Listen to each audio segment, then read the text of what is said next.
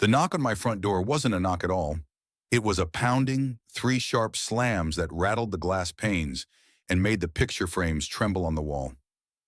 My coffee mug slipped from my hand, shattering across the hardwood floor, but I barely noticed. My stomach clenched as if someone had reached inside and twisted. I knew exactly who it was before I even opened the door. Through the frosted glass, I saw his silhouette, broad shoulders, suit jacket, and that familiar posture, chest puffed out like he owned not just the street but the people on it. 35 years old, smug and arrogant, the president of our community board. He always had a way of making a simple presence feel like a threat. I opened the door just enough to meet his eyes.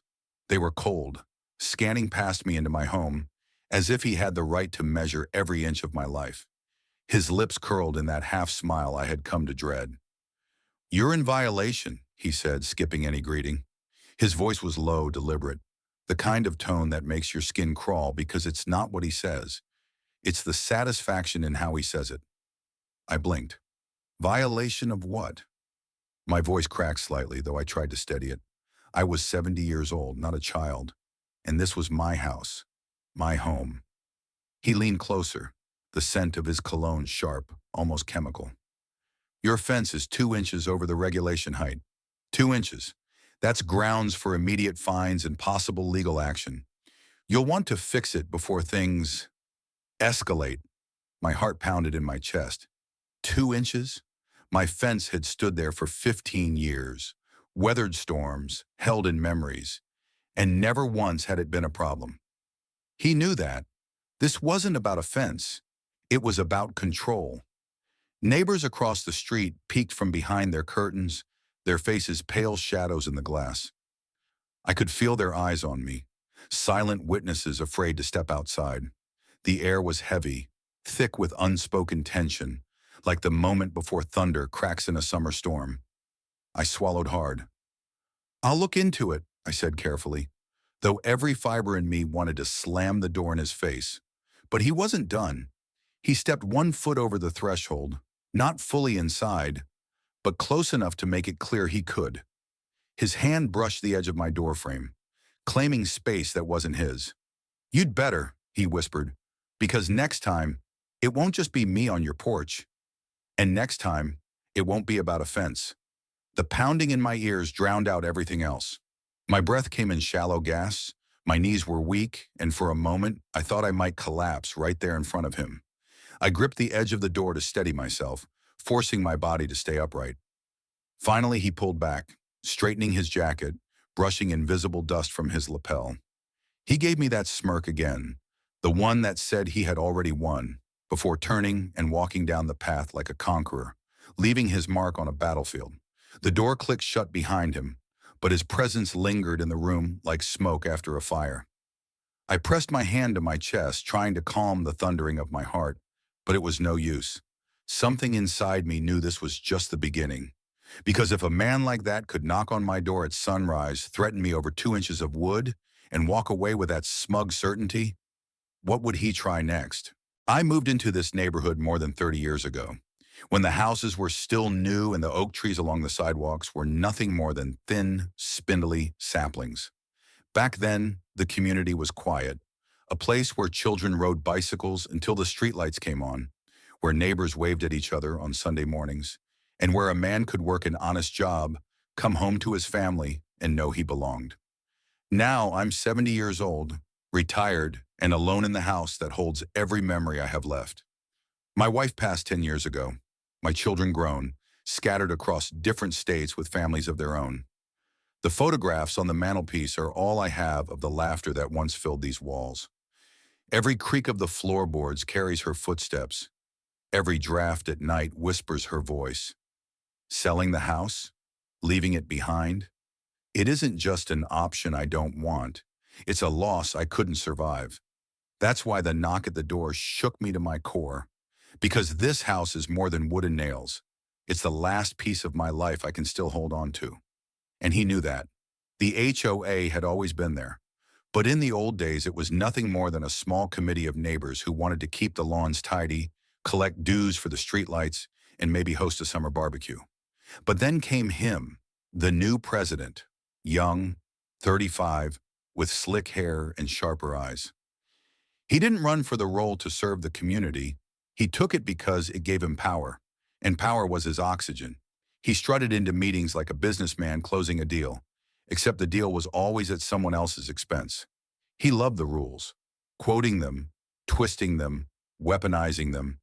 If you parked your car in the street for too long, he'd have it towed. If your grass grew more than 3 inches high, he'd slap you with a fine. People whispered that he drove through the neighborhood at night with a tape measure in one hand and a flashlight in the other, hunting violations like a predator stalks prey. Most folks stayed quiet. They grumbled behind closed doors, cursed his name in hushed tones. But when he passed by in his crisp suits and polished shoes, they smiled nervously and stepped aside. Because they knew, one complaint, 1 ounce of resistance, and he'd turn his attention on them. And now he had turned it on me. That fence he threatened me over? My wife and I had built it ourselves 15 years ago. It wasn't much, just wooden slats painted a warm honey color, tall enough to keep the dogs in when we had them, sturdy enough to give us a little privacy. I measured it myself when we built it, made sure it was within the guidelines back then. 2 inches? Even if it were true, what harm had it ever done? None. But that was the game.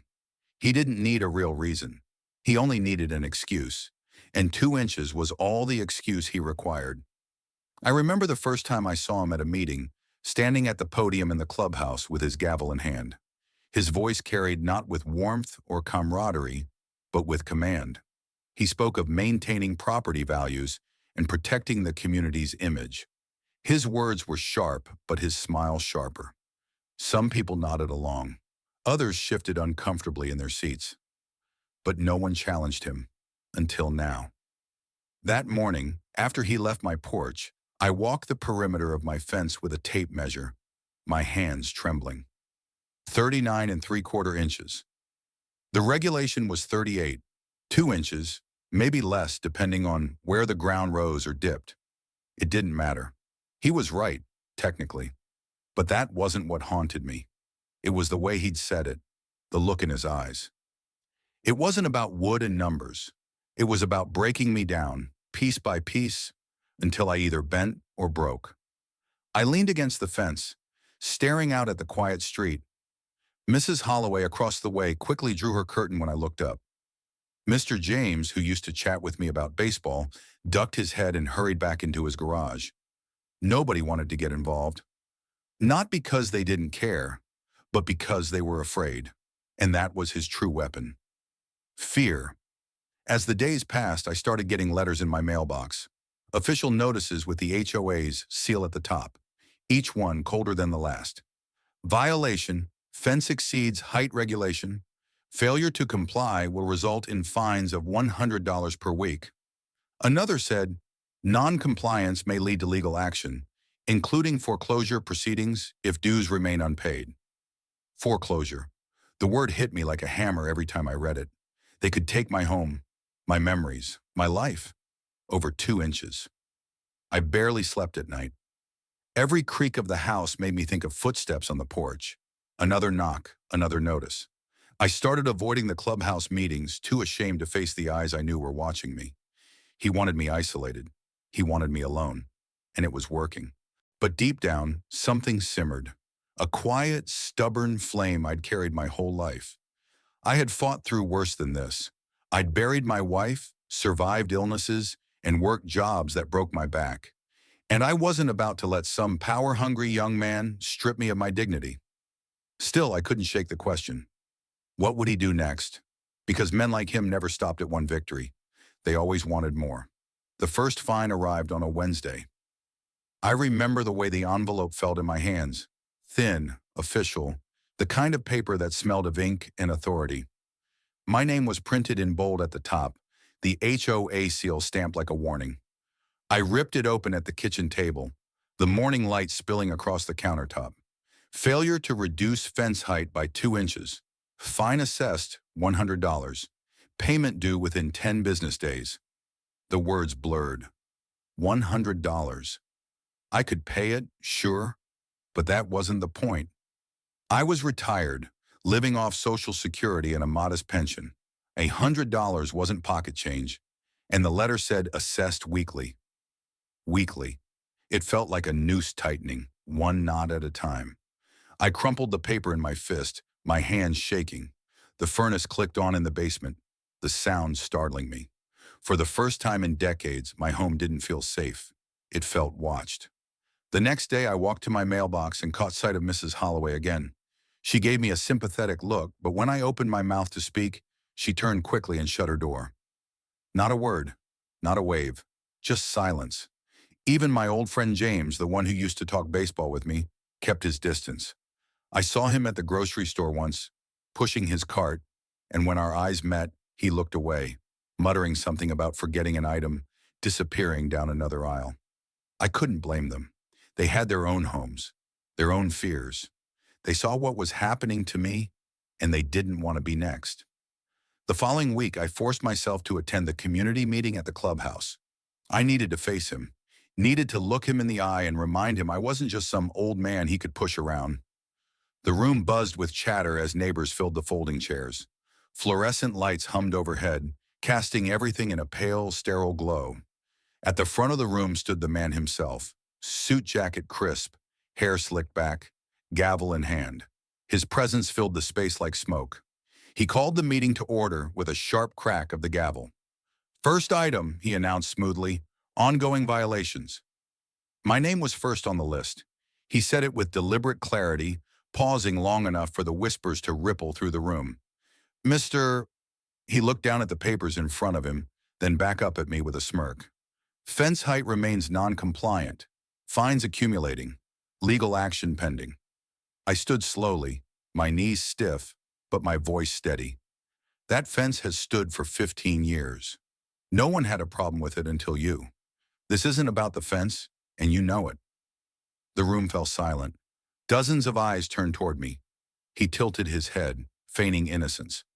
Rules are rules. You wouldn't want special treatment, would you? That wouldn't be fair to the rest of the community. Fair? My voice rose despite myself. You think it's fair to threaten an old man out of his home over 2 inches of wood? My wife and I built that fence together. It's part of this place, part of my life, gasps.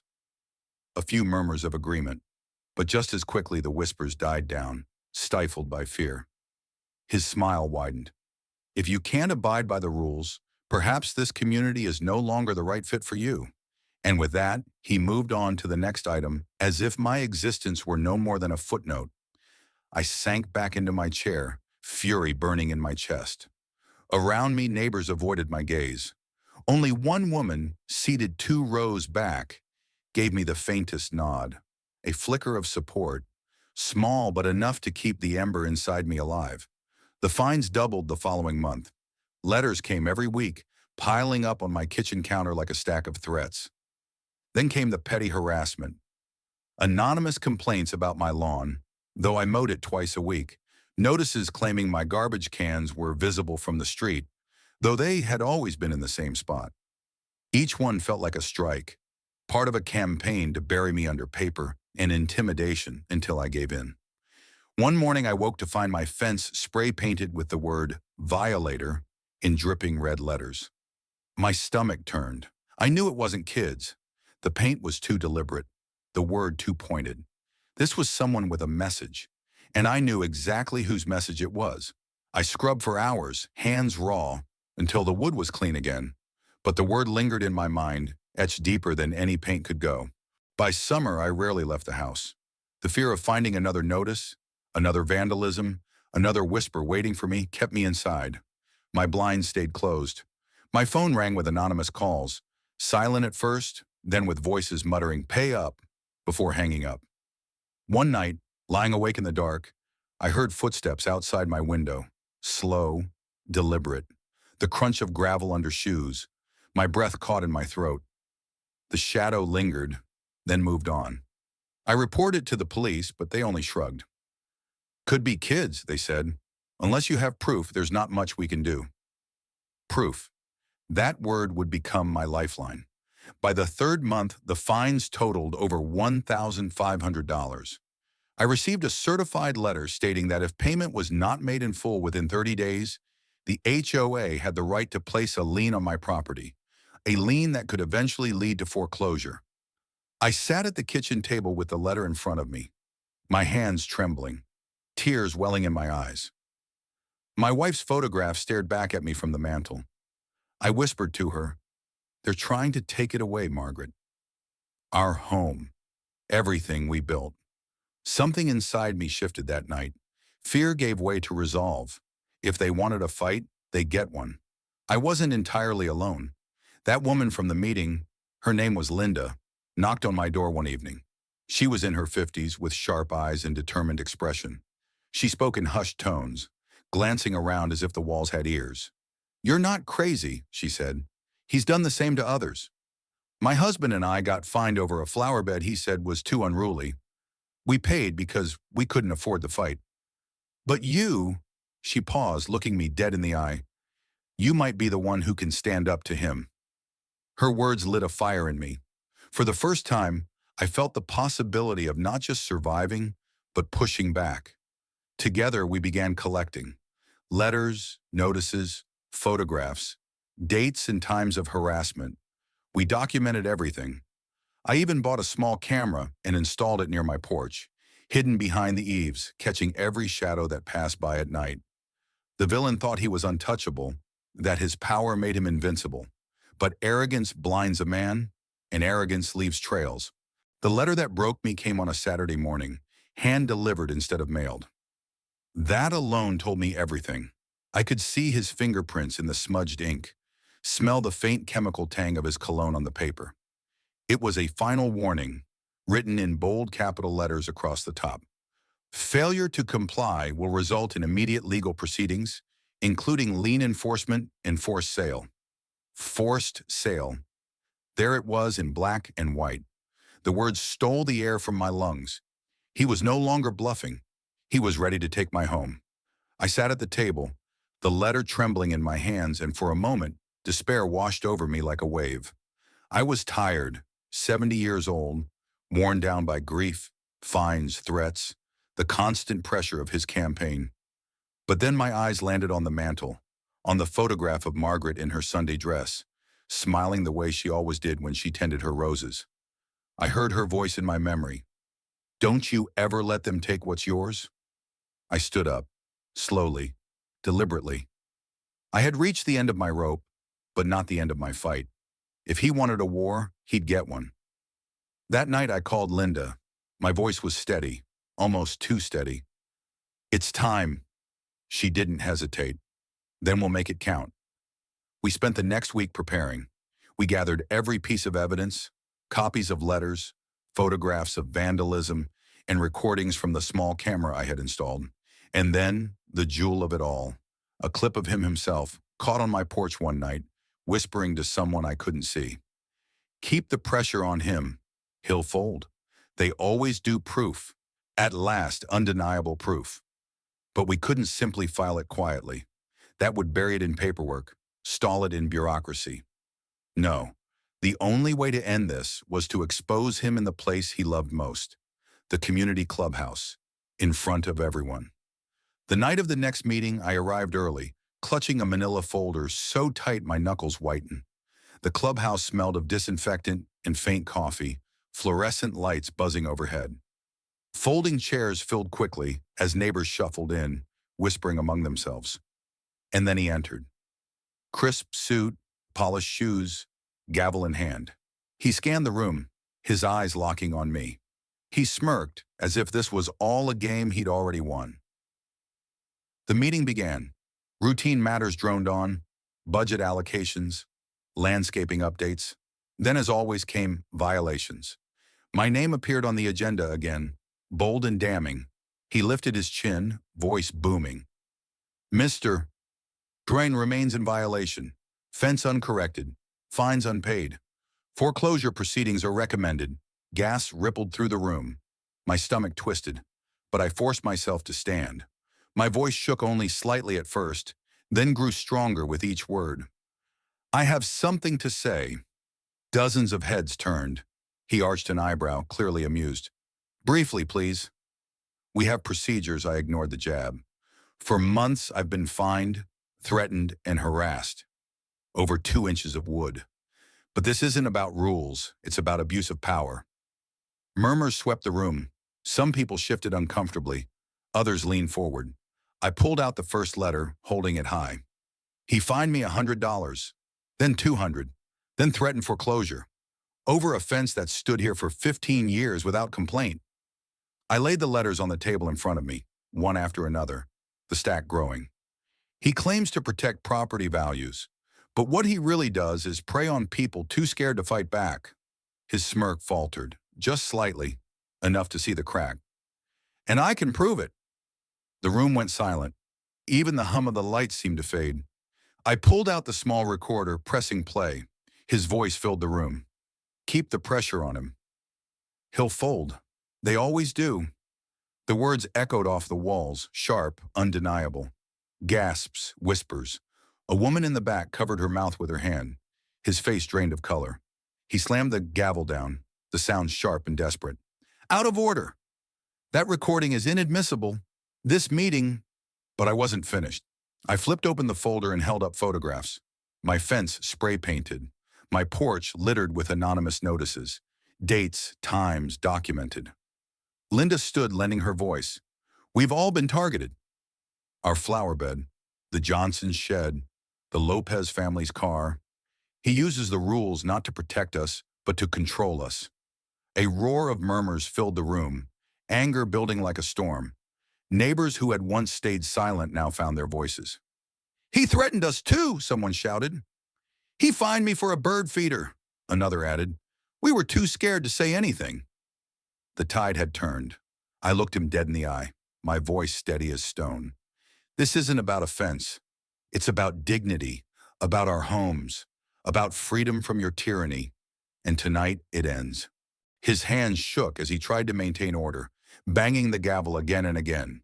But the sound was drowned out by the voices of the people he had silenced for too long. The board members seated at the front exchanged uneasy glances. One of them, a man in his 60s, finally spoke. I think we've heard enough. We need to vote. The vote was swift, almost anticlimactic. His removal as president passed with a clear majority. His protest grew frantic, incoherent. But the authority he once wielded like a weapon slipped from his grasp in real time. 2 uniformed officers, already present at Linda's request, stepped forward. Not to arrest him, not yet, but to escort him out. His face pale, his eyes wide with disbelief, he struggled as they guided him toward the door. Neighbors stood, some clapping, some simply watching with tears in their eyes. The smirk was gone, the arrogance shattered. For the first time, he looked small. The door closed behind him with a final, echoing thud, and in that silence I felt something I hadn't in months. Relief. The clubhouse emptied slowly that night, neighbors lingering in clusters, their voices buzzing with a mix of shock and relief. Some approached me quietly, offering handshakes, pats on the back, murmured words of gratitude. For months they had been silent, cowed by fear. Now with him gone, they found their voices again. Linda squeezed my hand firmly before leaving. You did it, she whispered. We did it. I walked home under the streetlights, the night air crisp and cool against my skin. For the first time in what felt like forever, I didn't glance over my shoulder, didn't flinch at every sound. My house stood waiting, warm light spilling through the curtains, no longer a place of siege but of sanctuary. Word spread quickly. Within days, the HOA board sent an official letter announcing his removal as president, effective immediately. Investigations began into his conduct, his misuse of funds, his intimidation tactics, his abuse of power. More neighbors came forward with stories, each one adding weight to the pile of evidence against him. Eventually, legal action followed.